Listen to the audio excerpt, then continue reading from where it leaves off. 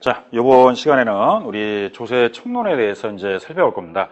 우리 첫 시간에 세금에 대한 종류 살펴볼 때 조세 총론도 두 문제 정도 나온다 그랬죠? 그래서 조세 총론을 갖고 먼저 설명할 건데, 일단은 11월, 12월 달에는요, 기본 입문 과정이기 때문에 우선은 조세 총론 위주로 좀 많이 설명할 겁니다. 왜냐면은 우리가 나중에 강론에 들어가면은 이 기본 이론 시간, 심화 이론 시간에 충분히 설명하기 때문에 우선은 기본 틀을 잡기 위해서 조세 총론을 여러분들이 처음 배울 때 용어 정리한다 이런 개념으로, 일단 아까도 그랬죠, 세법에 입문했을 때 법률에 대한 용어 같은 걸 여러분들이 스스로 또 정리해 놓으셔야 되기 때문에 일단은 조세 총론 위주로 많은 거를 좀 배워두시면은 다음에 강론 들어갈 때 편해요. 그래서 조세 총론을 위주로 좀 많이 설명할 겁니다. 자, 그러면 여러분들이 갖고 있는 이제 거기에 보면은 프린트에 보면은 조세 내용이라고 나와 있는데, 조세 내용과 조세의 분류 중 조세 내용 쪽이 조금 더 시험에 좀 많이 나오기 때문에 조세 내용에 대해서 일단 여러분들이 공부를 해주셔야 되고요. 조세 내용은요, 처음부터 암기한다 하지 마시고요, 보면서 개념을 여러분들이 좀 파악해 주시면 됩니다. 자, 그러면 이제 조세 1절에 보면 조세의 정의 나와 있는데, 이 조세의 정의는 시험에 나온다라고 보다는 첫 시간이기 때문에 조세가 어떻게 현재 우리나라 정의가 되어 있느냐, 이걸 한번 소개하려고 거기에 반영했는데, 자, 조세의 정의를 한번 보도록 하겠습니다. 자, 첫 번째 조세의 기본 정의를 보시면요, 조세란 국가 또는 지방자치단체가 재정 수입을 조달할 목적으로 법률의 규정에 따라 과세요건을 충족한 모든 자에게 직접적 반대급 없이 부과하는 금전급부라고 정의된다라고 정의되어 있습니다. 자, 이게 현재 우리나라 조세의 정의예요.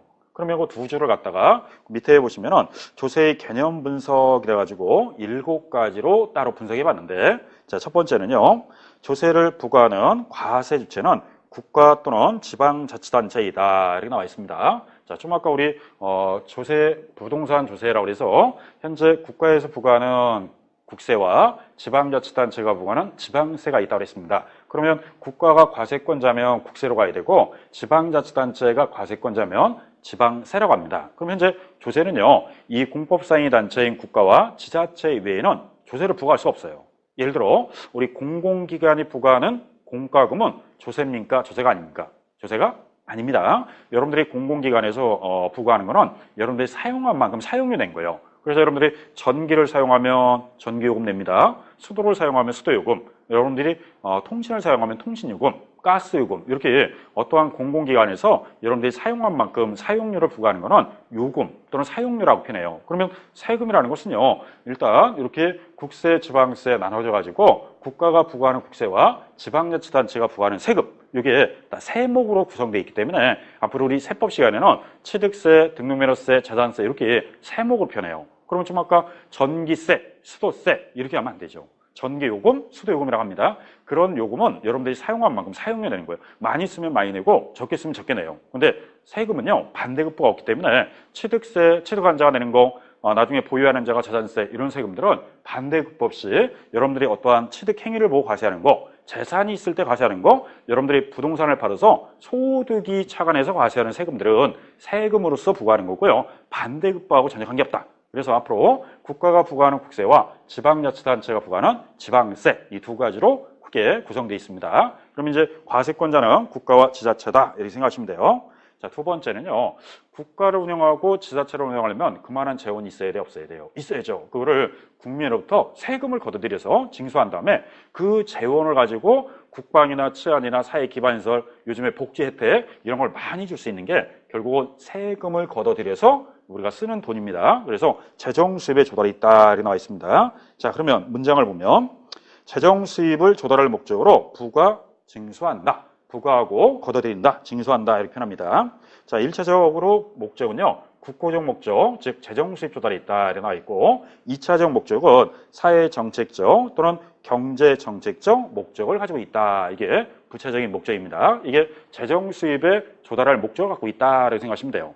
자, 세 번째, 그 밑에 체크해 보면 우리 용어 중에서 과태료다, 벌금이다, 범칙금이다 이런 말을 많이 쓰는데, 이것도 조세가 아닙니다. 여러분들 어떠한 행위에 대해서 위반 행위를 하면 부과하는 게 범칙금, 과료, 과태료 이렇게 표현하는데, 벌금 이렇게 표현하는데 이 세법에서는 범칙금이다, 과료다, 벌금은 조세가 아니라고 합니다. 왜냐? 이거는 여러분들 어떤 위반 행위에 대해서는 제재하는 목적을 갖고 있다 이렇게 생각하면 돼요. 그래서 우리 형법상 위반을 하면은 벌금 또는 범칙금 이런 게 부과되고요. 그 다음에 행정법을 위반하면은 과태료가 부과된다든지 이렇게 부과됩니다. 이런 것들은 조세가 아니다 이렇게 생각하면 돼요. 우리가 좀 아까 조세는 취득세, 등록면허세, 재산세, 법인세 이렇게 세목으로 구성되어 있다고 그랬습니다. 그래서 과태료, 벌금, 범칙금은 조세가 아니다 이렇게 생각하시면 돼요. 어떠한 행위에 대해서 억제를 하기 위해서 위반 행위를 최대한 억제하기 위해서 금전적으로 여러분들한테 불이익을 주면은 금전으로 내가 불이익을 받으면 위반을 하려고 그래, 안 하려고 그래? 안 하려고 하죠.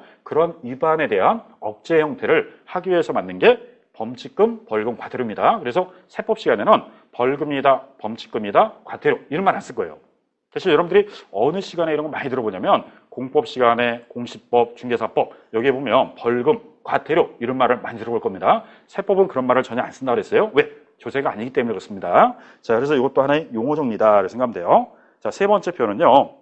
조세는 법률에 규정된 과세 요건을 충족한 모든 자에게 부과된다. 한마디로 조세 법률주의다 이렇게 표현합니다. 그래서 여러분들이 배우는 세법도 법률이에요. 법률이기 때문에 국회에서 법률로 통과돼야지만 시행이 되고 그걸 가지고 우리가 법률에 따라서 부과하고 징수할 수 있습니다. 그러면 조세 법률주의이기 때문에 국회에서 개정이 돼요. 세법이. 그러면 그 개정된 세법을 반영하는데 이 부동산 세법이요. 1년 내내 바뀔 수도 있지만 특히 12월 말 되면 좀 많이 바뀌어요. 그러면 12월 달에 바뀐 거를 우리 기본세에 반영해서 실제 책이 나오면은 1월 한 중순 정도 지나면은 개정된 세법에서 책이 따로 나올 겁니다. 그래서 왜 말씀드리냐면은 11월, 12월 달에는 주로 프린트 해가지고 입문 과정을 하지만 1월부터는 우리 기본 과정을 했을 때 기본서가 나와야지만 그 기본서에 맞춰서 새로운 법률로 반영해서 그걸 갖고 공부할 거예요. 그래서 혹시 다른 책, 예를 들어 학계론이다, 민법이다 이 책이 12월 달에 나올 수 있는데 세법은 조금 늦어진다 이렇게 생각하셔야 돼요. 왜냐면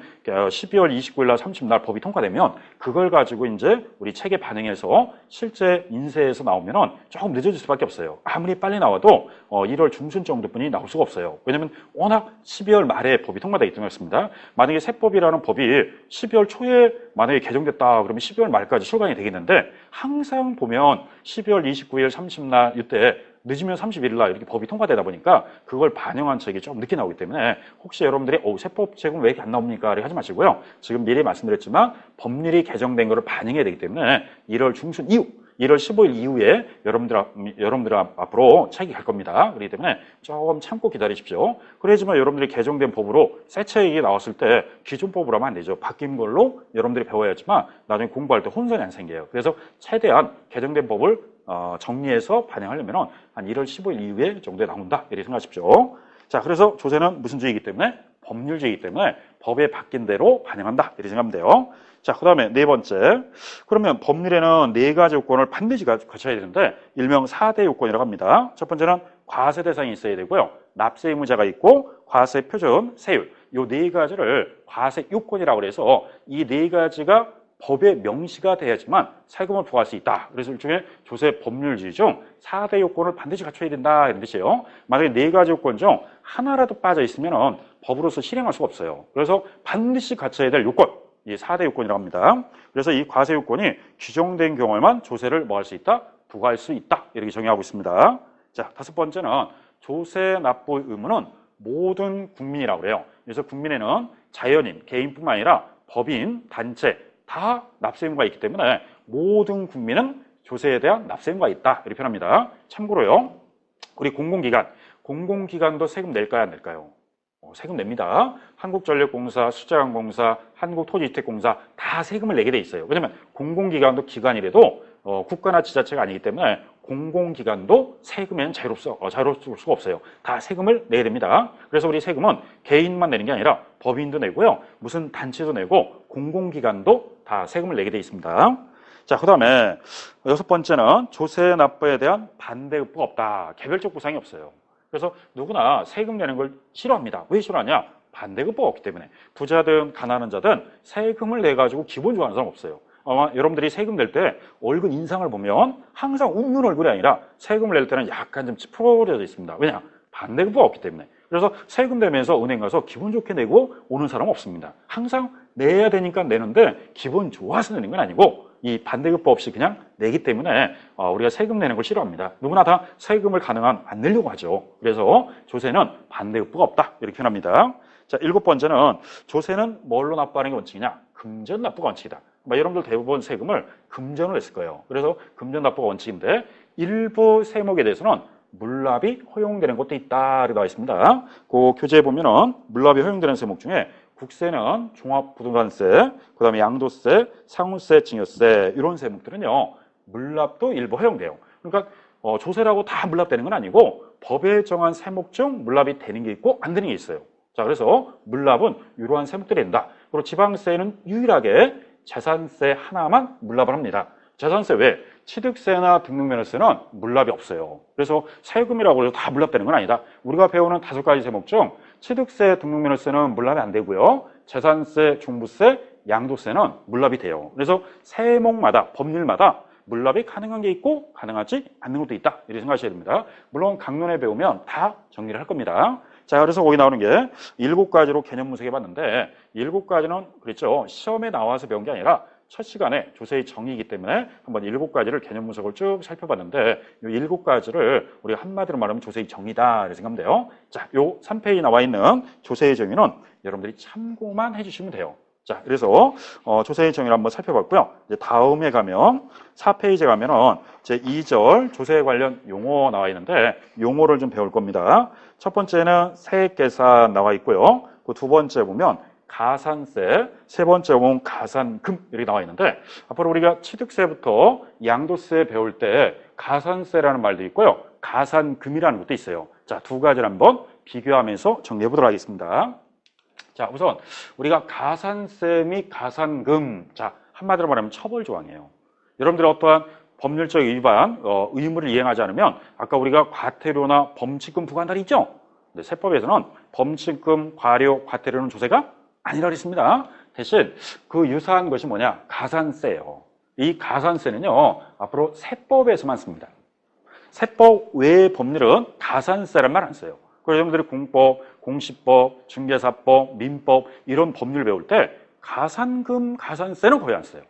그러면 가산세는 어디서 씁니다? 세법 시간에 씁니다. 자, 이 가산세는 세법에서 규정합니다. 각 세법의 규정에 따라 가산세를 쓰기 때문에 민법이니 공시법 이런 때는 이 가산세 말을 쓰면 안 돼요. 그래서 가산세는 독특하게 세법에서만 쓰는 하나의 세금의 일종이다 이렇게 생각하시면 돼요. 자, 그러면 왜 가산세라는 걸 만들었느냐? 누구나 다 세금을 성실하게 신고합니까? 안 합니까? 안 하죠. 왜? 아까 세금은 반대급부가 없다 그랬으니까 누구나 세금 내는 걸 좋아하는 사람 하나도 없어요. 그러면 가능하면 세금을 누락시켜서 신고하려고 그러고 아예 신고를 안 하려고 그래요. 그래야지 내가 금전적으로 세금을 안 내니까. 그러다 보니까 이런 거에 대해서 불성실한 자를 어떠한 처벌하자. 그렇지 않고 누구나 다 처벌 없이 그냥 내고 싶은 만큼 내라 그러면 사람들이 다 적게 내려고 합니다. 그래서 가산세는 세법에 규정하되 두 가지를 부여하고 있는데 그게 뭐냐? 의무를 부여하고 있어요. 그 의무에 대한 불성실한 자한테 부과하는 게 뭐냐? 가산세. 그러면 의무를 성실하게 이행한 자는 가산세가 없습니다. 의무를 불성실하기 때문에 가산세를 부과하는 거예요. 자, 그러면 가산세는요, 의무가 2개가 있는데 앞으로 여러분들은 2가지 의무를 잘 해줘야 돼요. 그 2가지 의무를 불성실하게 되면 뭐가 붙는다고요? 가산세가 있는데 첫 번째 의무는요, 세금을 내가 벌은 만큼, 소득이 있는 만큼, 또는 내가 재산이 있는 만큼, 또는 내가 어떠한 취득을 해서 부동산을 얼마에 샀습니다. 이러한 성실한 신고 의무가 있어요. 그래서 신고가 불성실하면 가산세를 부과합니다. 일단은 의무 중에 하나가 신고를 제대로 하라는 의무예요. 그 신고가 불성실하면 뭐가 붙는다? 가산세가 있습니다. 자, 그럼 내가 국가나 지자체에다가 나 세금 신고했어요. 신고했으면은 그거를 또 자진해서 어떻게 해야 돼요? 세금 납부해야 되는데 납부를 안 했다 그러면 납부 불성실 가산세가 부과돼요. 자, 앞으로 2가지 의무가 있습니다. 신고해야 할 의무와 납부할 의무가 있는데 신고가 불성실하다, 납부가 불성실하면 여기에 대한 제재는 뭐다?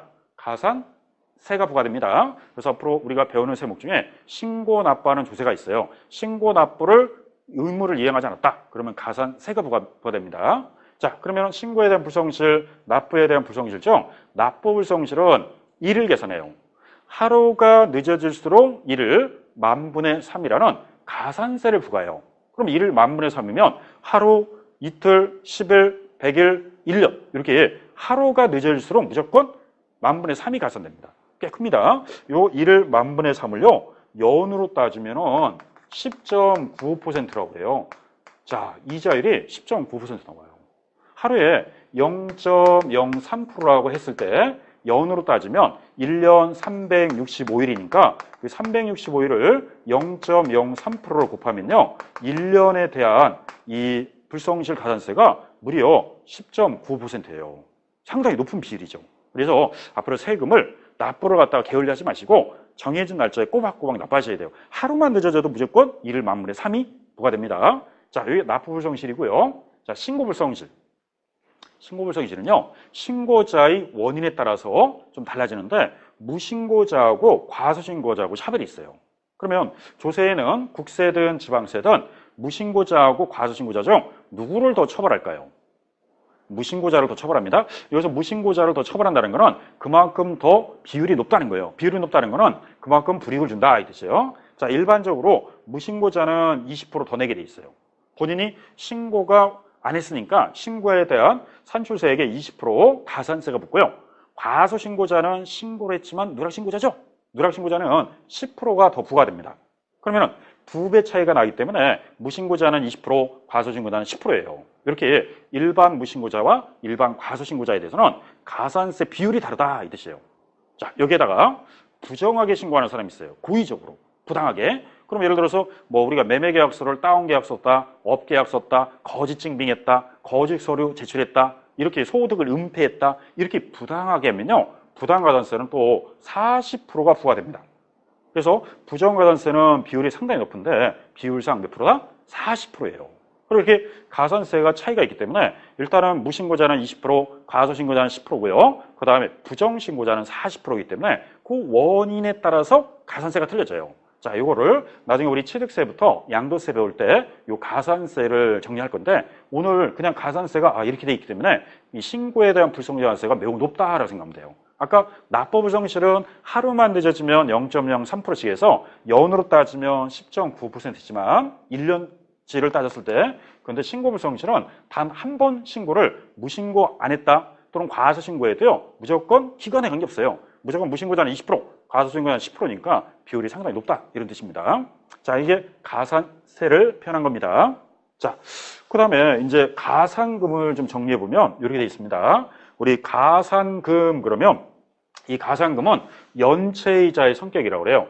연체이자의 성격이기 때문에 꼭 세법에서만 가산금이 나오는 게 아니라 여러분들이 납부하는 모든 공과금에도 지연되면은 연체이자 성격으로서 가산금부터요. 아마 여러분들 경험이 있을 거예요. 전기요금, 수도요금, 가스요금, 아니면은 통신요금, 하다못해 아파트 관리비 이런 것들을 제 날짜 안 내서 다음에 내면 좀 더 붙이죠. 그게 가산금인데 앞으로 집으로 고지되는 고지서에는 전기요금이든 세금이든 통신요금이든 앞으로 집으로 오는 고지서에는 지정된 날짜가 있는데 정해진 날짜에 납부하지 않고 정해진 날짜를 어기게 되면은 그때 부과되는 게 뭐다? 가산금입니다. 요 가산금은요 세법에서만 나오는 게 아니라 공과금이라든지 관리비라든지 아니면 무슨 여러 군데에서 가산금 제도가 있다라고 생각하면 돼요. 이 가산금은 꼭 세법에서만 있는 건 아니다.